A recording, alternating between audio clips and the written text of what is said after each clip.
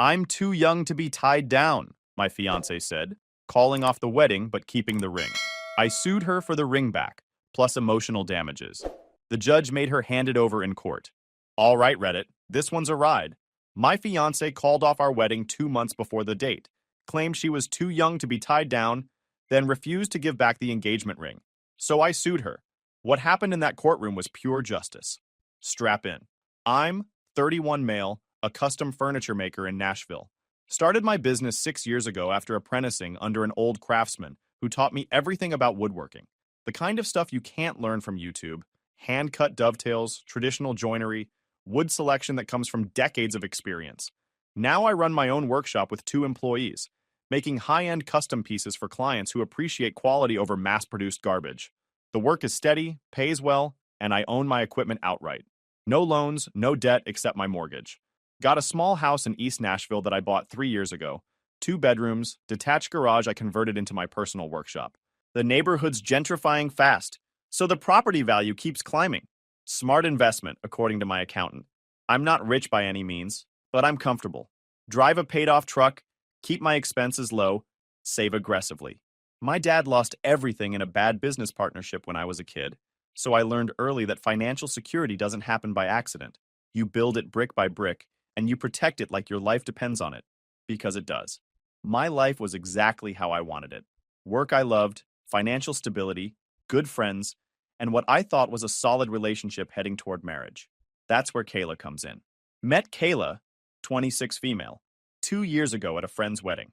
She was a bridesmaid, I was a groomsman. Classic setup, except it actually worked. She was finishing her degree in graphic design, working part-time at a boutique downtown.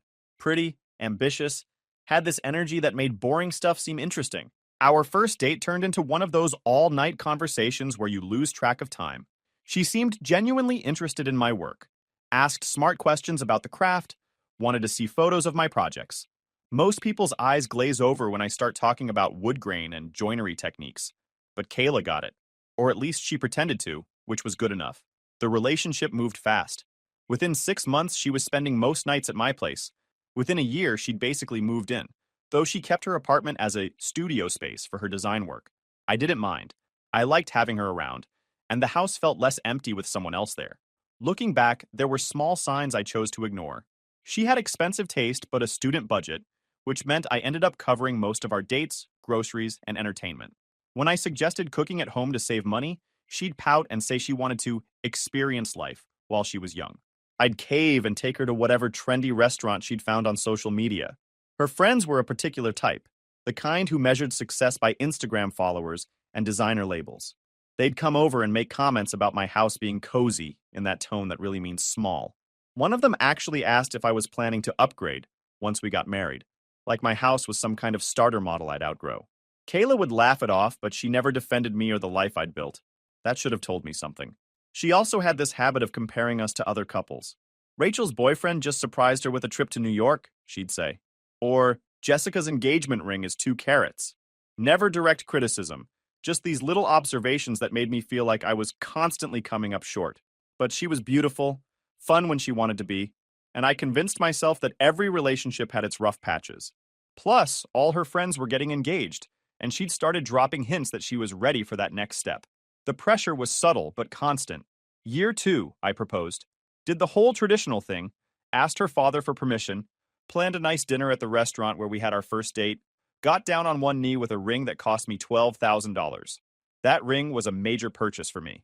3 months of careful saving, research on diamonds and settings, working with a jeweler I trusted. It was a princess-cut diamond, 1.5 carats, platinum band. The kind of ring that says, I'm serious about building a future with you. The jeweler was this older guy who'd been in the business for 30 years. He walked me through the 4 C's, cut, clarity, color, carat, and helped me understand what I was actually paying for. We looked at dozens of options before finding the right one. He even sized it perfectly based on a ring of Qley's I'd secretly borrowed. When I picked it up, he put it in this velvet box and said, whoever she is, she's a lucky woman. I remember thinking I was the lucky one. She cried when I proposed, said yes immediately, posted 17 photos on social media within an hour. Her friends went crazy in the comments, and for a few weeks we were that couple, the one everyone envied. The wedding was set for October. We picked a venue in the Smoky Mountains, booked a photographer, hired a caterer. The deposits alone cost me $8,500. Qley wanted everything perfect, and I wanted her happy, so I paid for most of it. She was still in school and working part-time, so her financial contribution was minimal. I didn't mind at the time. I was the one with the established income, and it felt right to invest in our future. The venue selection process itself was exhausting. We looked at 12 different places over 2 months. Qley would fall in love with a location. I'd put down a deposit to hold the date, then she'd change her mind after seeing something on Pinterest. The first venue we booked, I lost a $500 deposit when she decided it wasn't rustic enough. The second one was too rustic. Finally, we settled on a mountain lodge that cost more than the first two combined. The photographer was another saga. Qley insisted on this award-winning photographer whose portfolio she'd been following for months. The woman charged $3,500 for the wedding package, plus travel expenses since she was based in Atlanta. I negotiated down to $3,200, thinking I was being smart about finances. Qley wasn't even grateful. She was annoyed I'd haggled over our special day. Every decision became a production. Flowers, centerpieces, invitations, the style of chairs at the reception. She'd spend hours scrolling through wedding blogs and showing me options that all looked identical to my eyes. When I'd say, "They all look nice, you choose," she'd get upset that I wasn't engaged in the process. The menu tasting alone took an entire Saturday. We sampled 7 different entrees, 4 salad options, and debated the merits of plated service versus buffet for 2 hours. I genuinely didn't care. Food is food. But Qley treated it like we were making life or death decisions. Her parents covered the rehearsal dinner and her dress. My contribution covered basically everything else. Venue, catering, photographer, flowers, music, honeymoon. We'd planned a week in Costa Rica, already paid for. Another $4,200 gone. The Costa Rica booking happened because Qley saw some influencer post about a resort there. She sent me the link with heart emojis and "This has to be our honeymoon." The resort was all-inclusive but expensive. $600 per night for 7 nights, plus flights. I booked it anyway because making her happy was worth it. Or so I thought. The invitations went out in June. That's when things started feeling off. Qley became distant, started spending more time at her studio apartment, claiming she needed space to focus on final projects for school. Fair enough. Graduation was coming up, and I know school stress is real. I gave her space, kept working, figured once she graduated and the wedding was closer, she'd be more present. Then one night in late July, she came over looking serious. We sat on my couch, the one I'd built myself from reclaimed barnwood, and she dropped the bomb. "I need to talk to you about something," she said, not meeting my eyes. The tone said everything. This wasn't a "let's figure out centerpiece colors" conversation. "What's going on?"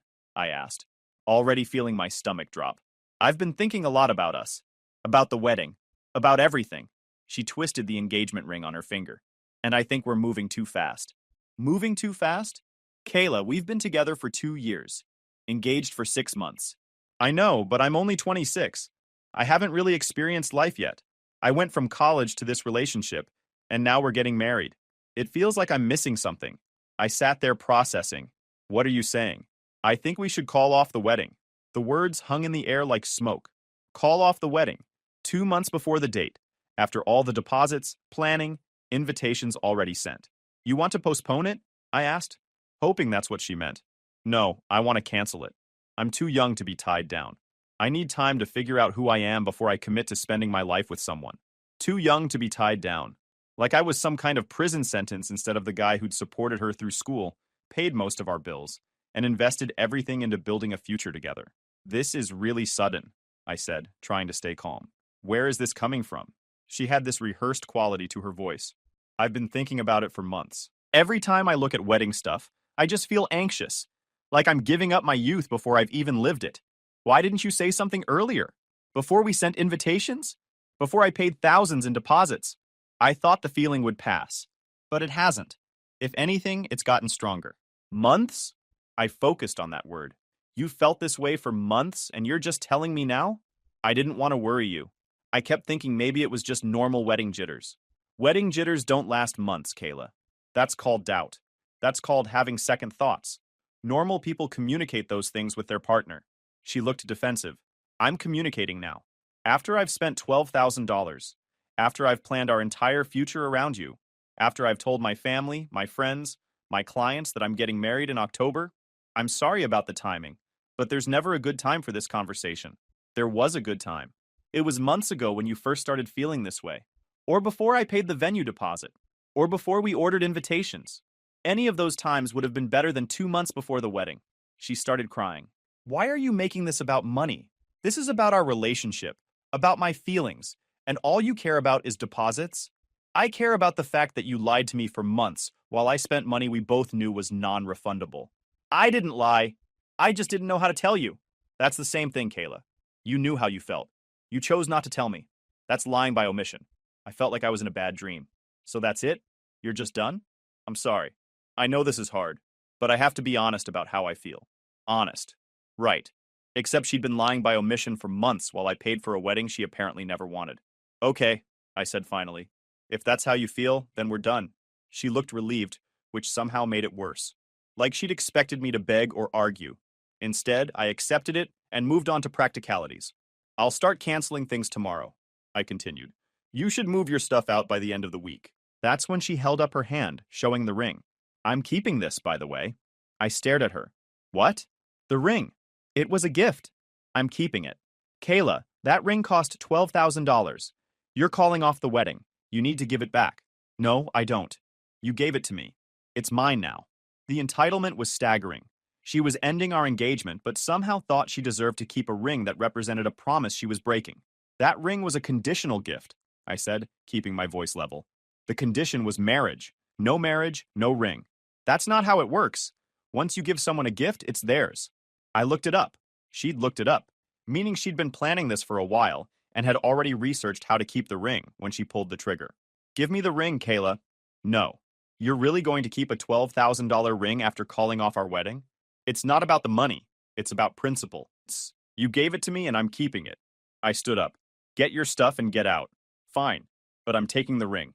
She left that night, and I sat in my empty house trying to process what just happened. My fiancé had ended our engagement, kept the ring, and left me holding the bag on thousands of dollars in wedding expenses. But I wasn't about to let this go. The next morning, I called my friend Jared. He's a lawyer, handles small business contracts mostly, but he knows people. I explained the situation and asked what my options were. In Tennessee, engagement rings are considered conditional gifts, he said. If the recipient breaks off the engagement, they're legally required to return the ring. You've got a solid case. What about emotional damages? That's trickier. You'd need to prove she acted in bad faith or caused you significant financial harm through deception. Did she? I thought about it. The months of pretending everything was fine while planning an exit. The timing, late enough that I'd already paid most deposits. The premeditated research into keeping the ring. Yeah, I said.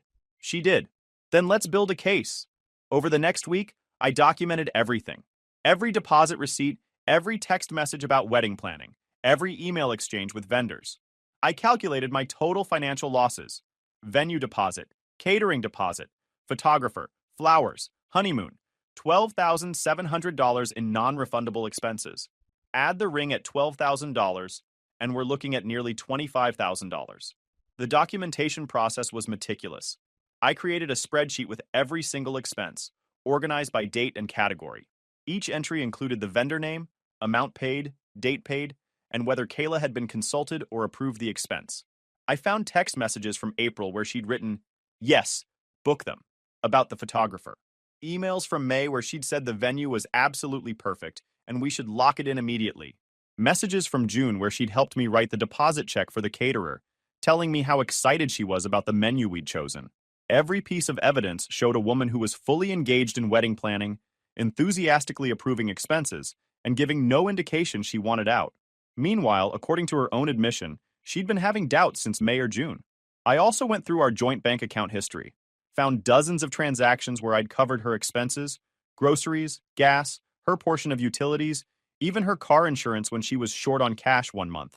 Over 2 years, I'd probably subsidized her life to the tune of $15,000 on top of everything else. But I wanted more than just the ring back. I wanted compensation for the fact that she'd strung me along while secretly planning to bail, costing me time and money I could never get back. I pulled our text message history and found something interesting. In mid-June, she texted her friend Rachel. I knew because Rachel had accidentally texted me once thinking it was Kayla, so her number was saved in my phone. The message thread was visible in our shared cloud backup before she'd removed access. Qley had written, "Still having doubts, but the deposits are paid, so might as well see how I feel closer to the date. Might as well see how she feels." Like our wedding was a movie she was on the fence about seeing. And this was mid-June, 5 weeks before she finally told me. Jared connected me with Blake, a lawyer who specialized in civil cases, including broken engagements. Blake reviewed everything and nodded. "This is solid." She clearly knew she was going to break it off, but let you continue spending money on the wedding. That's bad faith. We can argue emotional distress based on the deception and financial harm. What are we talking about for damages? Ring return is guaranteed. For emotional damages, we'll ask for $15,000. Enough to cover your actual losses, plus compensation for the emotional harm. Judge might award less, but it's a reasonable starting point. We filed the lawsuit the following week. The paperwork laid out everything. The ring value, the timeline of our relationship, her sudden decision to end the engagement, her refusal to return the ring, and the financial damages I'd incurred due to her deception. The lawsuit was served at her apartment. According to the process server, she looked shocked when she opened the door and saw the papers.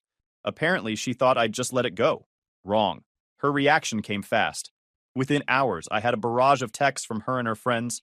From Qley, "I can't believe you're suing me. This is insane. You're being vindictive and cruel." From her best friend Rachel, "Wow, real mature. She dodged a bullet. No wonder she left you." From her mother, "My daughter is heartbroken and you're making this worse. Shame on you." I didn't respond to any of them. Everything from here on out would go through lawyers.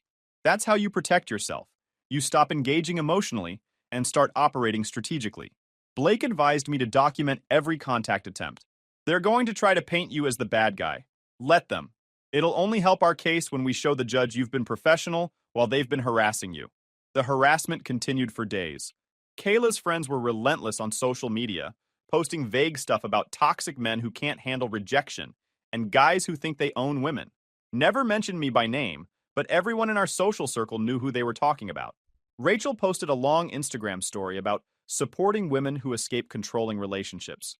She included a list of red flags that were clearly meant to describe me. Monitors finances, makes all the decisions, isolates partner from friends. The irony was rich considering I'd encouraged Qley to maintain her friendships and never questioned how she spent her own money.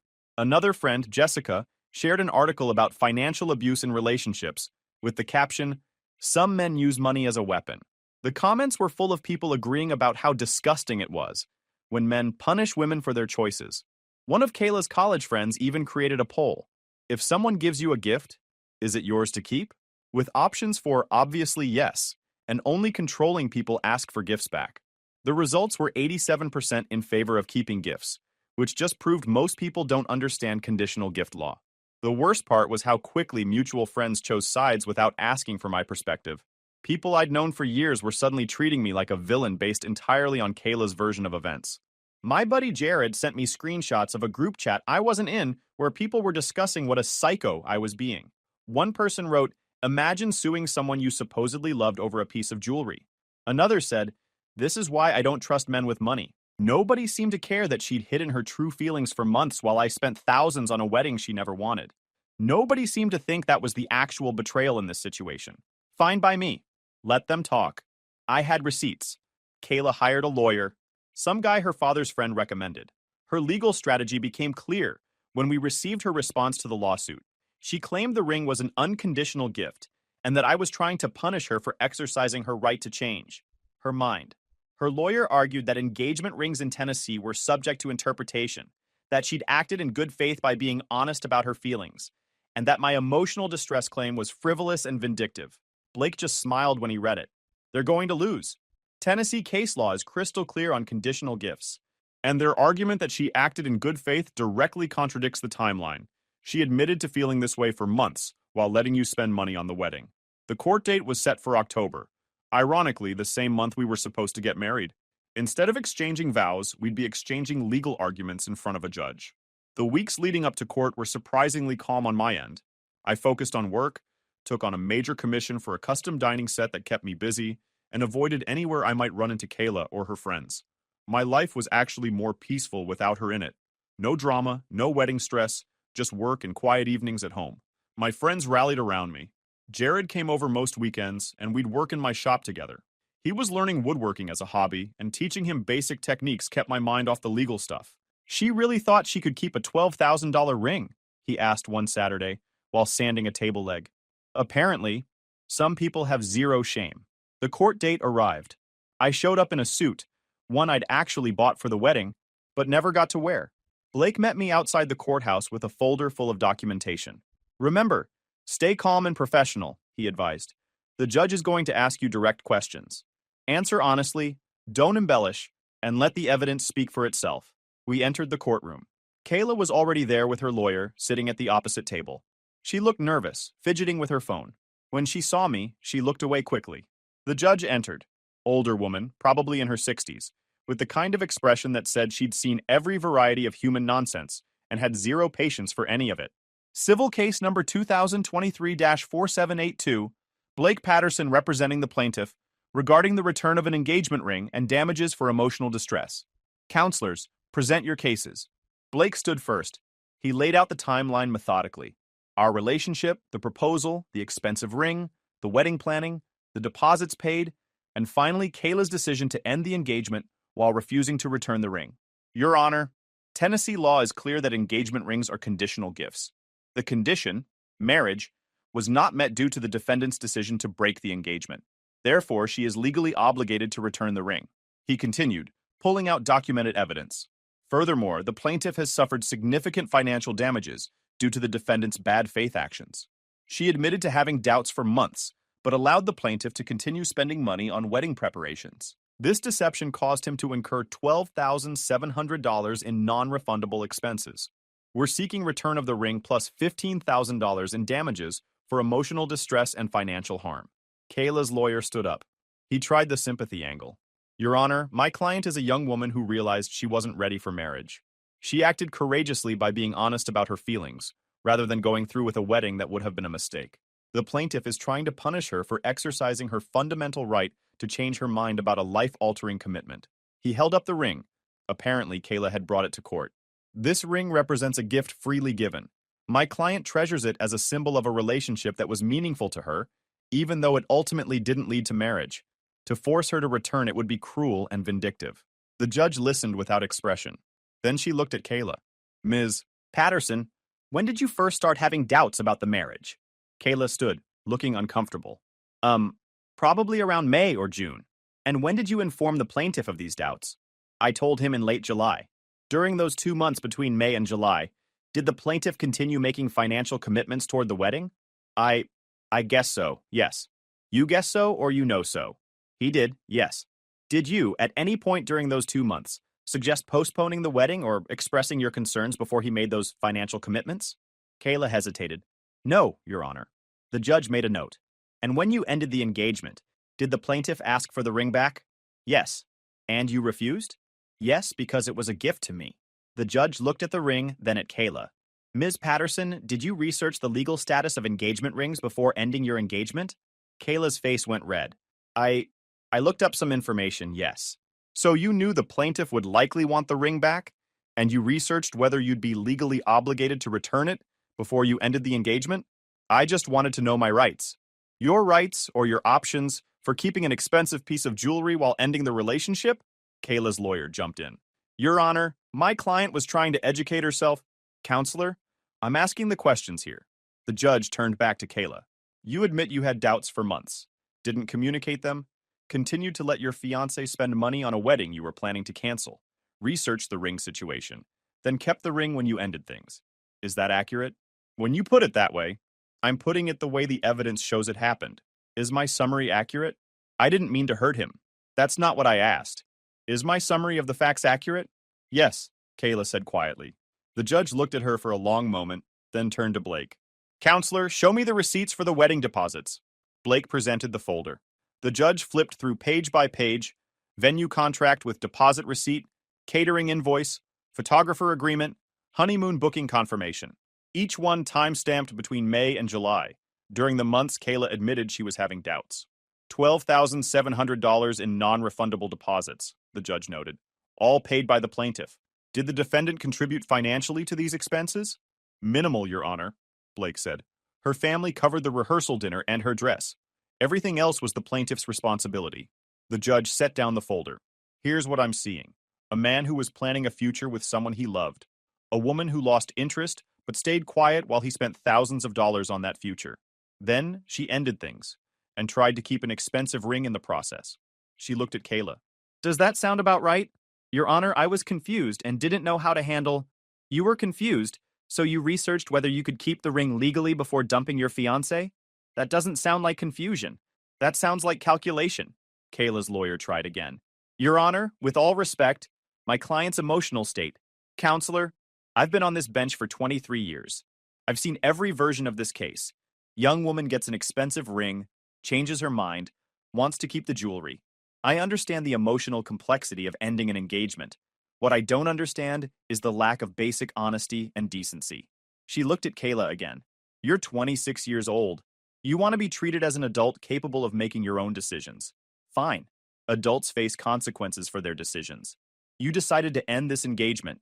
You decided to keep the ring. Now you get to face the legal consequences of those decisions.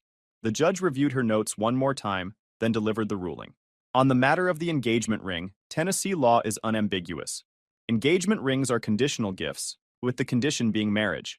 When an engagement is broken by the recipient, the ring must be returned to the giver. Ms. Patterson, you are hereby ordered to immediately return the engagement ring to the plaintiff. Qley's face crumpled. Her lawyer whispered something to her, but she shook her head. The judge continued.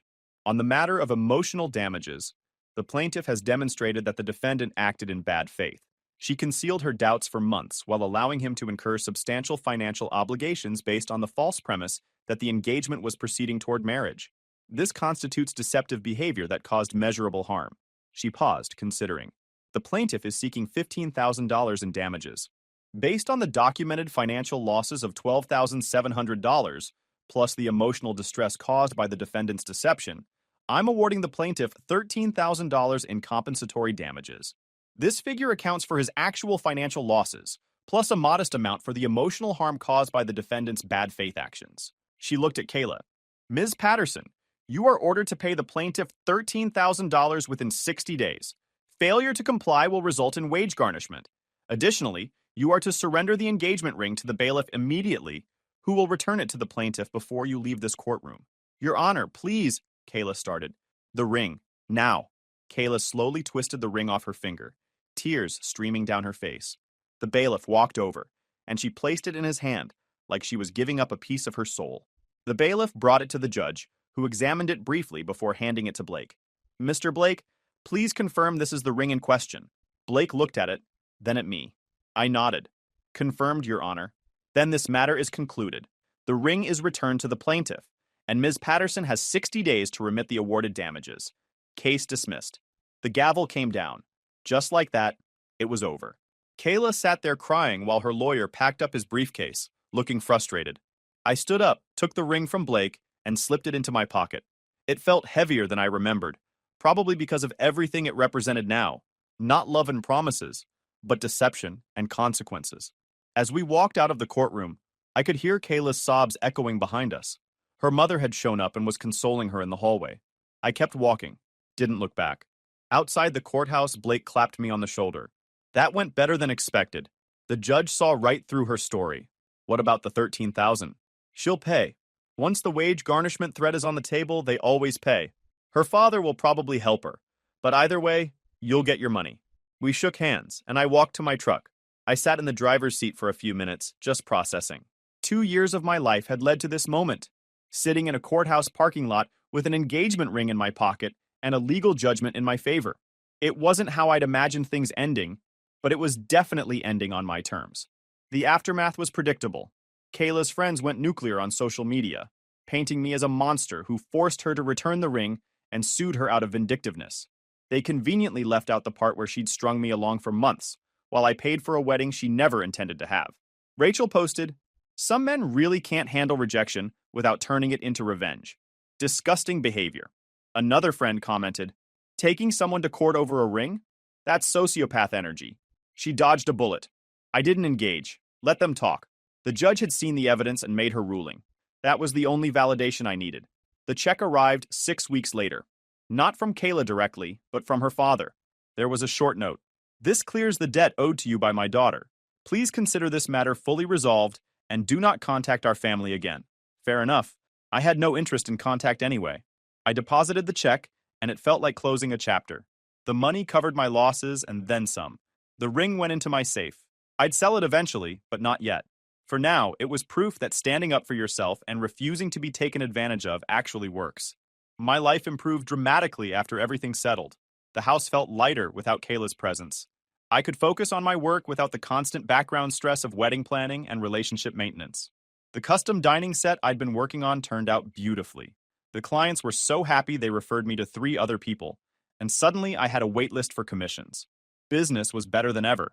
Jared and I started a Thursday night tradition: work in the shop together, order takeout, just decompress from the week. No drama, no complications, just friendship and productivity. You seem different, he observed one night while helping me stain a bookshelf. More relaxed. I feel different. Like I can breathe again. That's what happens when you remove toxic people from your life. He wasn't wrong. Kayla had been high maintenance in ways I hadn't fully recognized while we were together. The constant need for attention, the little comments about my lifestyle being boring, the subtle pressure to spend more money on things that didn't matter to me. Without all that noise, I could just exist. About 4 months after the court case, I ran into Qley at a coffee shop downtown. She was with some guy I didn't recognize. Younger, dressed like he was trying too hard, talking loudly about some startup idea. She saw me and her face went pale. I just nodded politely and went to order my coffee. When I turned back around, she was standing next to me. "Can we talk?" she asked quietly. "I don't think that's a good idea. Please, just 5 minutes." I looked at her.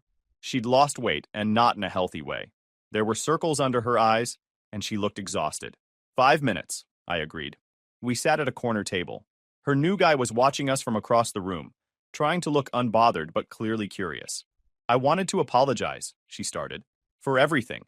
The way I handled the breakup was wrong. Keeping the ring was wrong. I was selfish and immature, and you didn't deserve any of it." "Okay. I've been thinking about it a lot, especially after court. What the judge said really hit me. I was calculating. I did string you along, and I'm sorry." I studied her face. She seemed genuine, but it didn't matter anymore. Apologies don't undo damage. They just acknowledge it happened. "I appreciate you saying that," I replied, "but it doesn't change anything." "I know. I just wanted you to know that I realize I was wrong. Completely wrong." "Noted." We sat in silence for a moment. Then she asked, "Are you doing okay?" "I'm doing great, actually. Business is good, life is simple, no complaints." She nodded, looking down at her hands. No ring, probably couldn't afford another one, or maybe she learned her lesson about accepting expensive jewelry she didn't intend to honor the commitment for. "I heard you sold the ring," she said. "Not yet. Keeping it as a reminder." "Of what?" "That I can trust my instincts, protect myself, and not let people take advantage of me." She flinched but nodded. "Fair enough." Her new guy was getting impatient, motioning for her to wrap it up. "I should go," she said, standing up. "Thanks for listening." "Take care of yourself, Qley." She walked away, and I watched her rejoin the guy who probably had no idea what he was getting into. Maybe he'd figure it out. Maybe he wouldn't. Not my problem anymore. I finished my coffee and went back to my truck. The encounter didn't upset me like I thought it might. If anything, it confirmed what I already knew. I'd made the right choice in fighting for what was mine, and refusing to be the nice guy who just absorbs the loss to avoid conflict. These days, my life is exactly how I want it. The shop is thriving. I'm working on projects I actually care about. And there's no drama. I date casually, but haven't met anyone I want to get serious with. And that's fine. I learned the hard way that rushing into commitment with someone who isn't fully invested is a recipe for disaster. The ring eventually sold for $9,800. Lost some value, but that's jewelry for you. I put the money in my business account and used it to upgrade some equipment. Every time I use that new table saw, I think about how it came from refusing to be a pushover.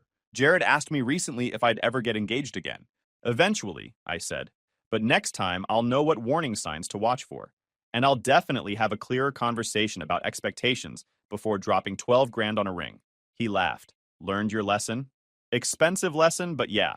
Sometimes you have to lose money to gain wisdom." That's deep. That's reality. The whole experience taught me something valuable. Standing up for yourself isn't vindictive or petty, it's necessary. When someone wrongs you, especially financially, you have every right to pursue justice through proper channels. The court system exists for exactly these situations.